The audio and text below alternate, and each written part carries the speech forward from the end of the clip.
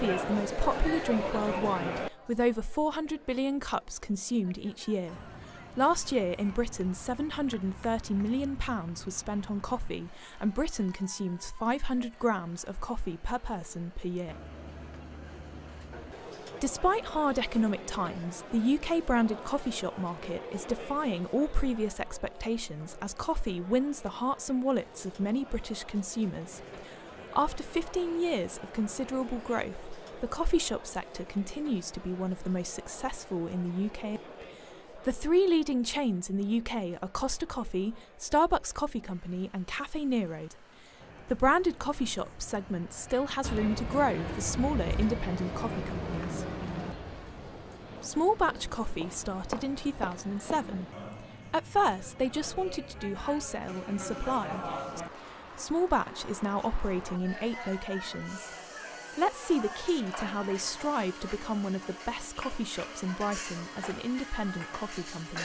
And so we make sure we deal with farms that are producing top quality, absolute, the best green coffee we can buy basically. So these are all the components for the main blend that we do. We've got coffee from El Salvador, Mexico, Guatemala and Rwanda. We roast them all separately, but they all need to be roasted in different ways. And then once they're all done, we then weigh them out and then we put them all into the mixer here in 20 kilo batches and blend them in here so that we know that in a 20 kilo batch of the blend we've got the exact right quantities of each coffee and they've all been roasted exactly how they want. And then once they're roasted in there, they're going to the big tubs and we'll start to bag them up.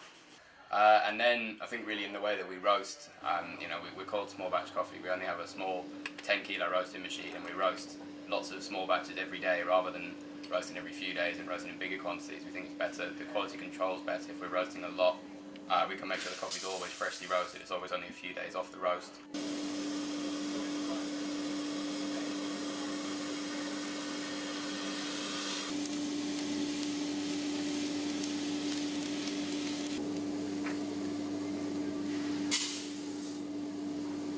If there's any problems with the roast, we can take that one out and do more quality control because we're not, it's not such a big monetary investment.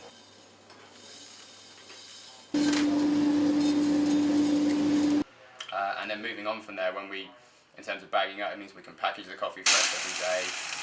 It means it allows us to use more coffees. We can serve a wider range of high quality coffees in the shops. It means that when we send the coffee out to the shops, we know it's great coffee, it's freshly roasted, and it's been packaged well and it's ready to go. Yeah, you have to have passion, and again, even to spend all day roasting the coffee like this in small batches, it's not the easiest way to do it. So you've got to have a real passion for it. To be a great barista, you've got to have a real passion for it. It's so much harder to make a good cup of coffee than a bad one. I think like anything, if you want to produce something really well, you've got to have, if you just look to make an easy buck or have an easy life, you're not gonna produce anything that's the best quality. Whereas if you really want to be the best, you've got to sort of have a passion for what you do.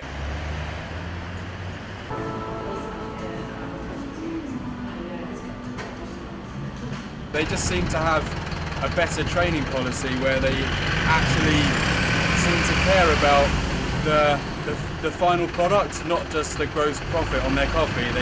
Their milk and process and machines seem to be that much better. Because when I put other things in there, so if I put in milk or sugar or chocolate or heaven knows what other things people put in there, then I can still taste the coffee through it. So again, it's like that super spirit. You still get that flavour from from so the espresso is the one that you use normally to do all the coffee, like latte. Exactly. And it's really important that we start off with everything being really nice and clean. And then if you just rest the handle against the fork, one press of the button. Perfect.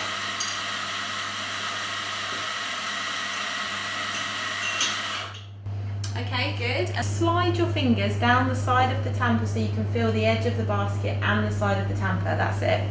And now twist your hand around to make it feel level in like a kind of cross, and then you rinse the group. So it's that button there. Okay, this one? No, that one there. Okay, so we have to do the rinse. Every time, yeah. And then it goes in, so it goes in at about 22. That's it, pull it nice. You've got like a leak in your house or something, where the water comes out. We're trying to get an even removal of different things at the same time. All at the same time. because we want everything, like you say, to come together, and we want to get a nice balanced flavour from the coffee. And part of what helps to see that miracle through every time is by having some passion for what you do, because you care about every cup of coffee that you're selling, and that's important. You know, it's easy when you're surrounded by it and you're just making coffee all day to forget that, you know, someone's paid £2.70 for this cup of coffee, and if I mess up the espresso, then, you know, so I've got to feel passionate about making sure that I want to deliver everything that all these other people have worked so hard to put into effect, and also feel passionately about making sure that I want that customer to enjoy that experience. And I think that's the other thing. It's not just about realising other, you know, the hard work of other people, but actually seeing it right through to the end and making sure that, you know, the whole point of that whole journey. Nowadays, coffee is not just coffee. Among the intense competition in the coffee market, every independent coffee company has been finding ways to grow and win the customer's heart. Above all, passion is the origin to making brilliant coffee.